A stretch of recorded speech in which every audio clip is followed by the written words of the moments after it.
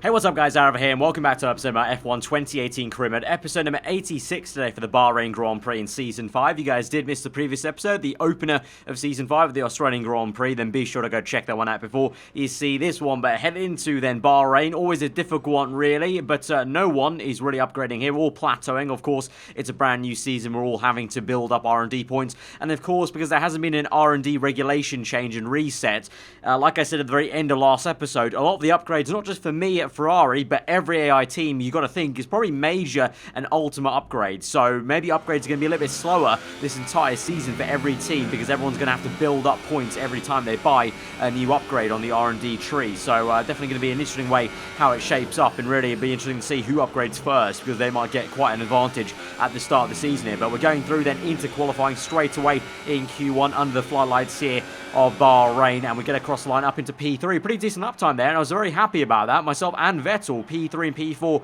in Q1. Of course, Q1 doesn't really mean too much by the end of it in terms of actual pace on the track, but still nice to see our car is actually performing well. So I said at the end of last episode that, you know, we might have some pain before we actually have some gain, because we're saving up for some ultimate upgrades maybe, and other teams might upgrade before us. But going into this round at least, obviously no one's upgrading, and it looks like our car is suiting this circuit a lot more than Australia. So like last year, I think we're going to have another case this season where going from track to track, certain tracks will favour our car more. Of course, we've still got the best engine of the grid of everyone, and Bahrain is a bit of a power circuit, so kind of nice to see maybe that's reflecting a little bit as our car goes really well. So I'm actually quite positive about what we could do this weekend, and I think we could hopefully improve upon the pretty good result we had of, what was it, P4 and P5 at the Australian Grand Prix last time out. So we're in Q2 then. We did one run, wasn't good enough at the moment in my opinion, because we were down in P7, so I was a little bit worried we were going to get maybe knocked out right at the end as I fast forward through the time. So we go for another lap and we go better up into P4. Vettel actually P3 in that session, so both of us once again on pace in Q2. So that's 2 times, doubly positive now, and so into Q3. I'm feeling actually quite good about this. We could qualify quite well, but surprising to see Hamilton right up there on soft tyres, out qualifying most of the people on super soft, so I don't know where that time came from. And Alonso looking pretty damn good. Of course, he got a pole position stolen away from him last episode with a 5-place grid penalty there, so we'll have to see how it goes as we enter the top 10 shootout. Then we've only got one set of super softs left to burn out, so we waited till the end of the session to set that flying lap. So at the moment then, Nico Hülkenberg will be the man on provisional pole position, the man who won last episode. So it definitely looks like that maybe wasn't a race one fluke, and Renault are indeed looking the most comfortable team at the get-go of this season. As we go through to the last corner, then last bit of ERS there, I think we'll derate a tiny bit as we cross the line, but it's been a pretty tidy lap, so I think this could be quite a good result for us across the line, and it's going to be P3 to my surprise. Actually, didn't think it'd be quite that good, and so ahead of Sebastian Vettel, which is good, but right amongst the Red Bull cars, ahead again, Carlos Sainz doing really badly in qualifying compared to his teammate, the reigning world champion, on pole position then, but yeah, really high up actually. And to see Vettel there in P6, also not too far off my time as well. I think both of us could have some decent race pace, and so like I said, surprisingly our car is really taking to this track, because last season we didn't really do that amazingly around this circuit, whereas this year it looks like we have some decent hopes maybe. So if we get a good start, we could have something on for the race. Obviously tyre wear is going to be very crucial. Bahrain always is. There might be some one-stoppers doing some, you know, having some traffic work, so that's always an issue here at the Sakir circuit, trying to navigate that traffic, but we'll just see how we go then. So let's go to the full grid and see how we do for round number 2.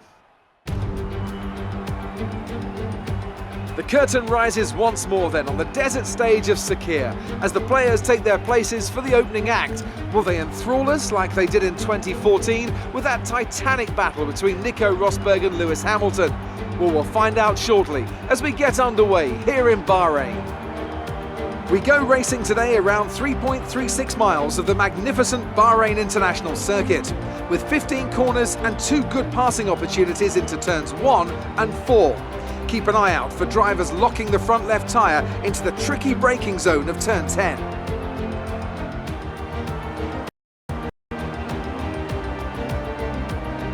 Joining me for the Grand Prix once again is Anthony Davidson. Let's talk about Haas. We have a number of changes to the aerodynamic regulations this year, and the signs haven't looked good for them so far in terms of getting to grips with those changes. There are a few downcast looks within the team this weekend. I think they've been hit fairly hard by the new regs.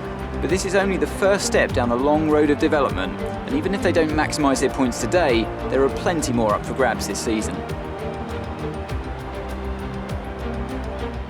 Well then, after an exciting qualifying session yesterday, let's take a look at how the cars line up. Great work from Nico Hülkenberg yesterday sees him start on pole, edging out Max Verstappen, who'll start from P2. Looking down the rest of the grid, we have the engineer, Ricciardo, Pierre Gasly, and Raikkonen, Hamilton, Hartley, Van Dorn, and Marcus Ericsson, Leclerc, Grosjean, Esteban Ocon, and Magnussen, Bottas, Perez, Carlos Sainz, and Lance Stroll, Alonso. They'll be starting further back after an earlier grid penalty, and Sergei Sirotkin rounds off the grid. Now it's almost time to lights out, so let's go down to the track.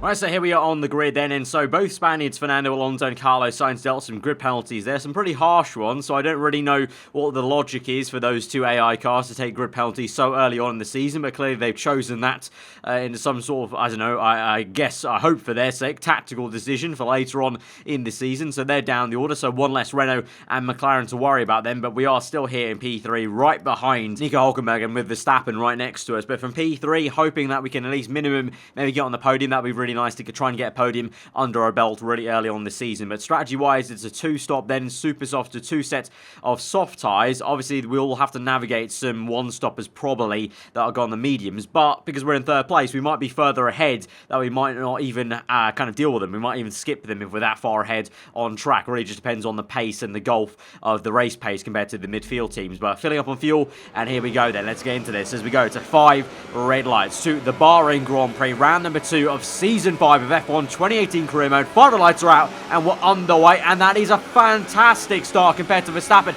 and Hulkenberg, but both me and the Dutchman trying to maybe get Hulkenberg into turn 1. We're going to try and squeeze through on the inside. It's 3-1 into turn 1 for the race lead. Hulkenberg though does amazingly on the outside to swoop around and get back the lead of this Grand Prix. Verstappen though down to P3. We're now going to get the slipstream overtake mode on ERS, pull to the left hand side and try and find the long way round on Hulkenberg to take the race lead of the Bahrain Grand Prix. It's been one of the best starts I've ever had to a career mode race so far, as we just about make it through on the left hand side of the circuit there, nip across the racing line, and we are up into first place of the Bahrain Grand Prix. Fabulous turn 1 and fabulous lap 1 all in all, but as we move on to lap 2 straight away, Hulkenberg's going to be back at us. We're going to squeeze him towards the inside there. A little bit of screen freezing, my apologies there.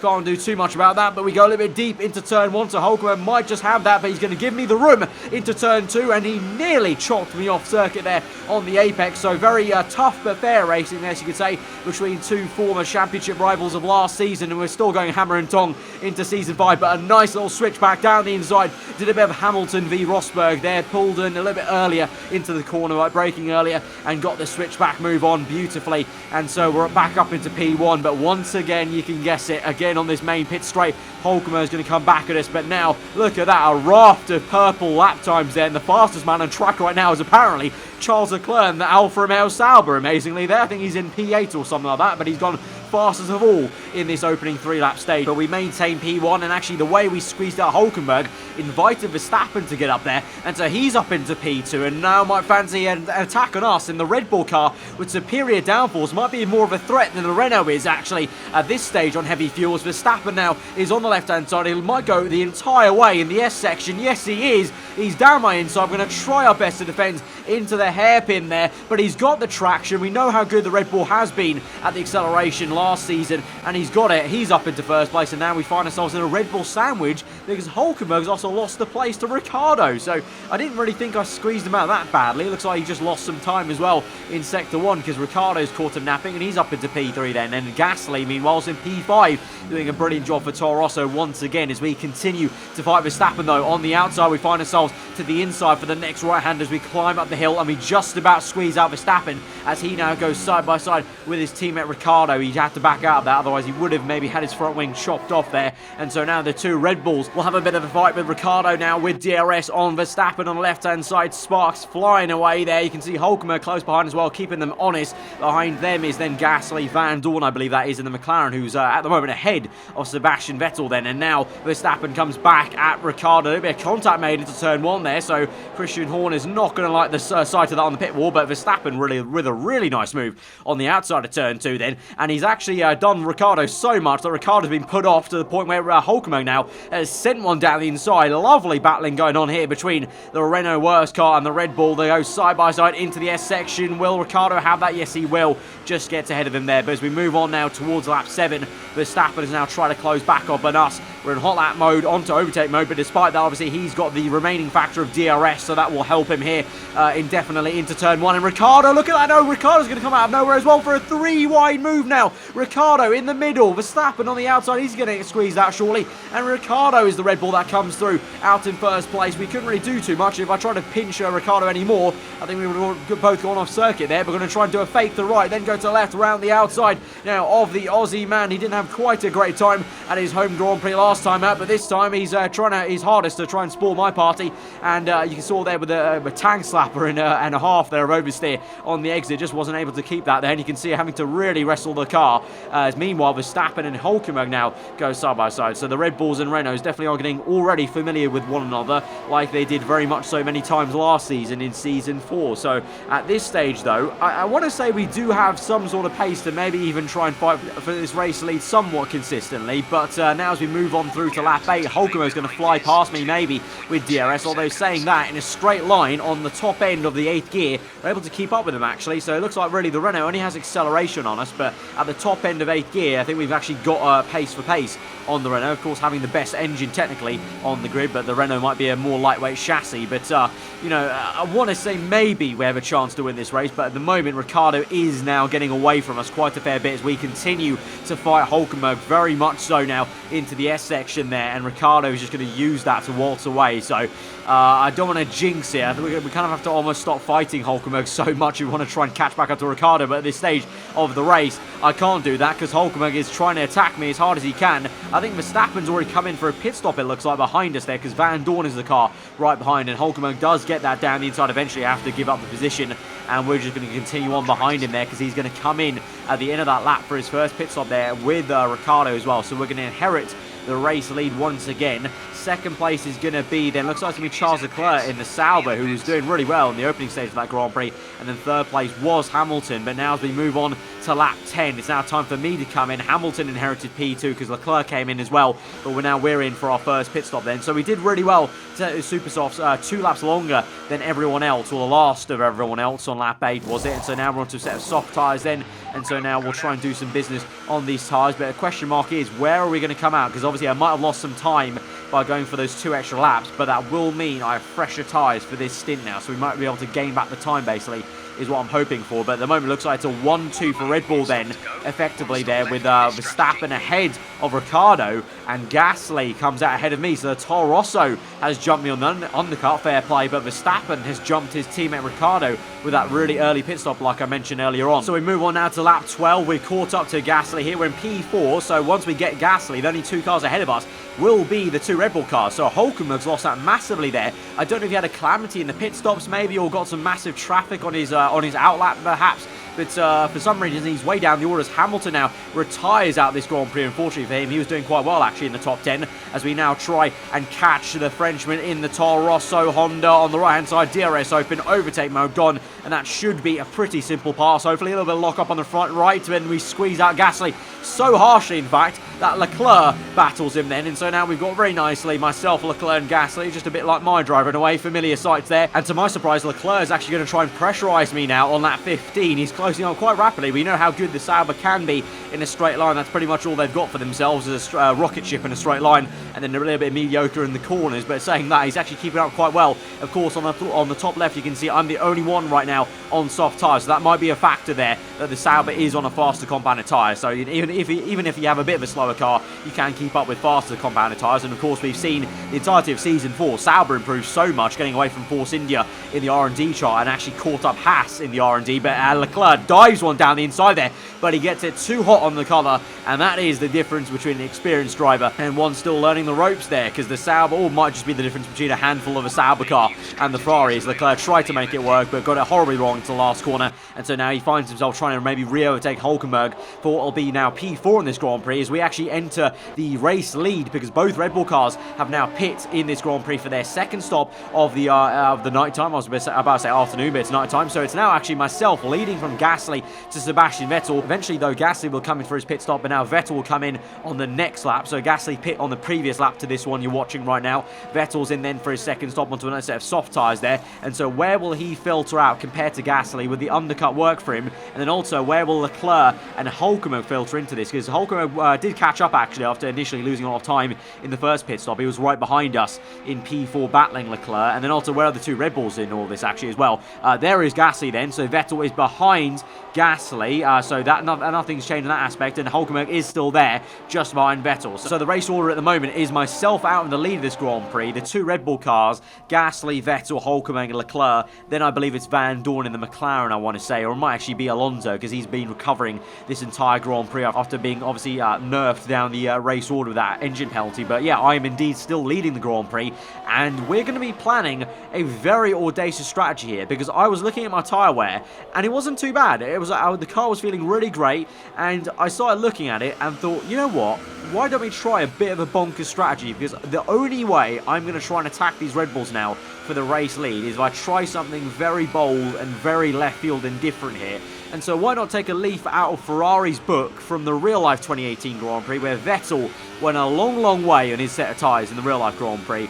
We're going to try and make a one-stop work here on soft tyres, and by the time we get to lap 22, one lap after I should have come in for my second pit stop, you can see the tyre wear is not that bad. It's about maybe 50% of the way to about 60% tyre wear, which is probably the maximum I can get away with. So towards the end of this Grand Prix, there might be a tinge of worry, maybe about a puncture, but this is the only way I can maybe try and make a bold strategy for the race lead and the race win here, because if I do pit, I'm going to come out behind Vettel now, and I can only get maximum P3 by overtaking Vettel and Gasly to get back into the podium position.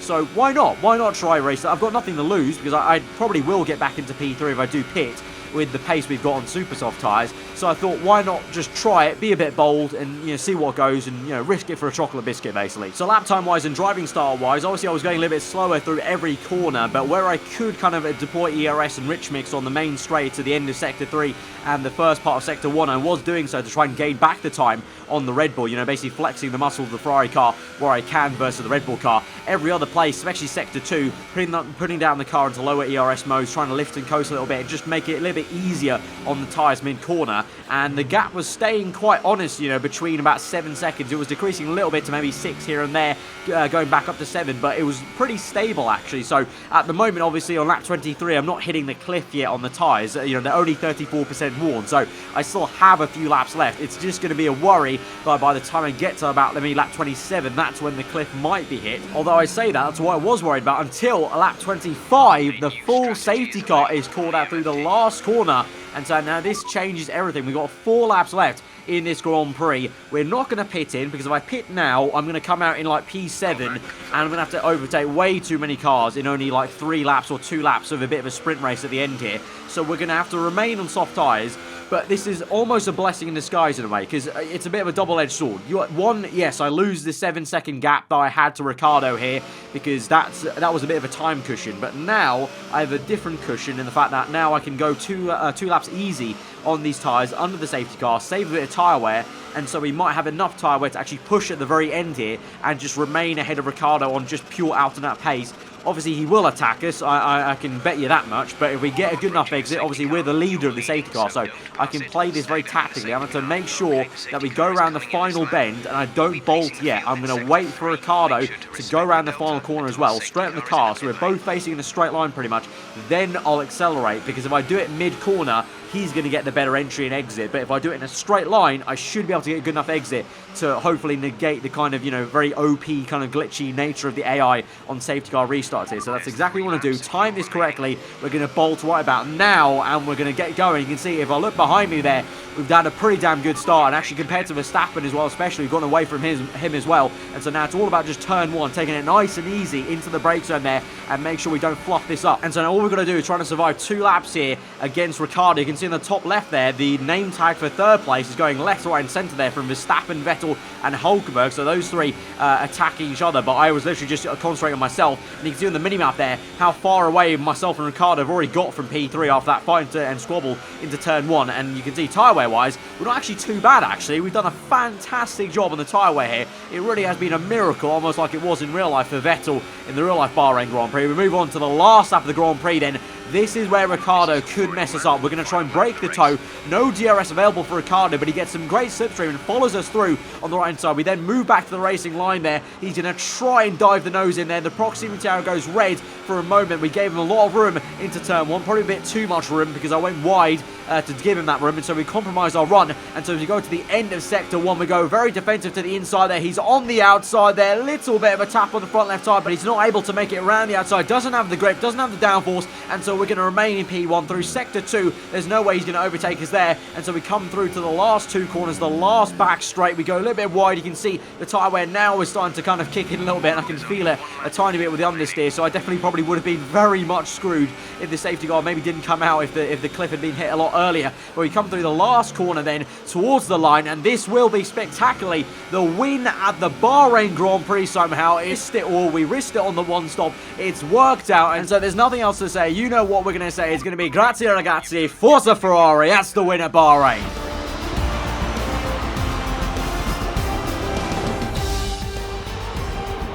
Here's our winner, pulling their Ferrari into Parc Ferme. What a fantastic race it was. And I have to wonder, Anthony Davidson, just what set them apart from the competition here. Well, they played the safety car to absolute perfection.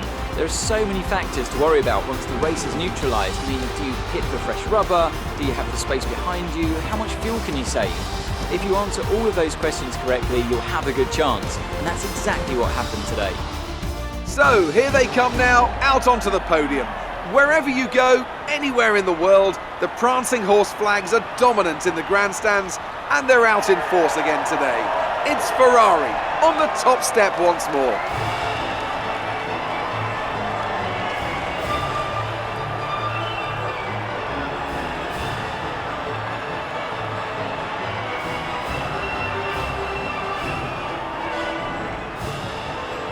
An absolute insanity of a Grand Prix and a race result there. Pulled off the one stop. It might have even been very possible without the safety car as well there. So I think that would have worked out either way perhaps. So really, a bold call, and it worked out. And I've got to say, if I could do it myself, I would get out of the car at Parc Ferme and pat that car all the way down and just stroke it like a good pet, because it did wonderfully. Like it really surprised me how good it was on the tyres there, on the soft tyres. It just worked really well. So if we can have a car like that in future episodes, that would not go amiss. It would be a lot easier to manage races then. We have tyre wear like that at every single Grand Prix. But absolutely amazing results. We take the lead in the Constructors' Championship and the Drivers. Obviously, it's only round 2, so that all doesn't really matter at this stage of the race. It's at this stage of the season. It's all just about the individual results at this stage of the actual calendar. So a win's a win there. Absolutely awesome. It's come one race earlier than it did last season, so I have a good feeling maybe, but obviously there's going to be some tougher Grand Prix to come up, but let's just enjoy this moment. The win of the Bahrain Grand Prix, one of the toughest Grand Prix on the game really against the AI, and we've made it work against all adversity there. Absolutely awesome. So let's go to the final interviews then, and then go around the episode. Good day today. Tell us about it from your perspective. Was there really any competition for you today? So a bit of an odd question, because obviously Red Bull and Renault did give us a good run for the money, but I'm just going to kind of big up the team in a way and just say the power unit was great, because it is kind of true. We do have the best power unit on the grid, full stop anyway. You performed better than last weekend. What changed? And in hindsight, I probably should have maybe answered this with aerodynamic kind of positivity on the left-hand side, but in the end I went for the chassis and just said, with some tweaks on the chassis, and that helped out, because obviously that's the tyre wear department. Appreciate your time. And so as we go to the end of the episode then, hopefully getting back in the good books somewhat of my team, but actually obviously Ferrari being Ferrari, it's very hard to impress them, so I've hardly made any sort of dent on the reputation there. So we still go on with the team, maybe still not satisfied completely. Maybe if we win a couple of races in a row at some point this year, maybe fingers crossed, maybe the team will then start to like us a little bit more. But at least the entire rest of the grid loves us in terms of winning that Grand Prix in a Ferrari with a bit of a bonkers strategy. And so before we round out the episode then, talking about upgrades, update. I said we wanted to wait till the ultimate drag update, but I just couldn't wait any longer because I have a suspicion probably that one team in the top 4 there is going to upgrade to next episode for the Chinese Grand Prix, and I just couldn't wait. So I'm going to purchase a minor rear downforce upgrade there on the top of the R&D tree, and so that will be adding downforce and potential drag to a car at China, but it will mean we can then, in theory, run a lower rear wing on this setup and still have the same amount of downforce and also benefit in a straight line. So it could work out for us, but I was just a bit too anxious about other teams upgrading to China, and if we didn't, we might fall behind a bit too much for my liking. So I'm going to wait maybe one more episode to actually wait and purchase the ultimate upgrade. I couldn't even afford it this episode anyway, even if I wanted to, so we're going to purchase a minor one instead. So that's the way we're going to do it. Hopefully it doesn't come back to bite us to China, and it will work out in a positive way down that long back straight at the Shanghai circuit. But guys, if you did enjoy this episode, then be sure to smash the like button for the win in Ferrari. Our first win of the season's come a lot earlier than I thought it would do, to be honest, this season, but a very bonkers strategy for a bonkers win. There you have it. Let me know what you thought in the comments below. If you're new around, do subscribe for weekly full-on content. I've been aarava. Hope you enjoy the rest of the day. I'll see you guys next time. Goodbye.